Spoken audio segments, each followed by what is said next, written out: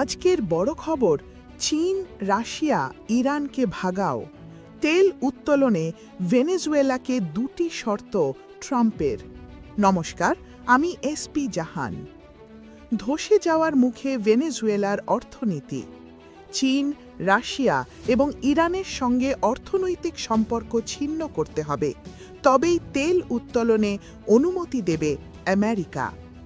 Nicolas মাদুরোর অনুপস্থিতিতে অন্তর্বর্তী president Delcy রড্রিগেজের নেতৃত্বাধীন ভেনেজুয়েলাকে স্পষ্ট জানিয়ে দিল আমেরিকা।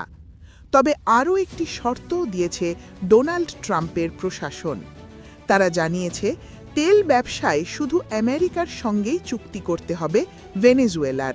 অন্য কোনো দেশের সঙ্গে তেলের ব্যবসায় যুক্ত হতে পারবে না তারা।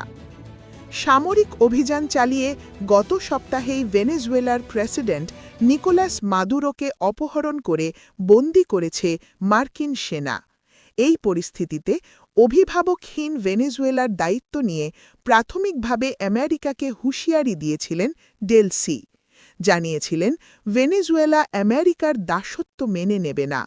কিন্তু লাগাতার মার্কিন হুমকির মুখে পড়ে তিনিও সুর নরম করেছেন। আমেরিকার সঙ্গে হাতে হাত মিলিয়েই তিনি কাজ করতে ইচ্ছুক বলেও জানিয়েছেন।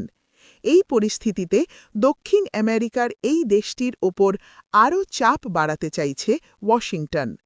ভিডিওটা কেমন লাগলো কমেন্টে জানাবেন। চ্যানেলে নতুন হলে সাবস্ক্রাইব করে যাবেন। ধন্যবাদ।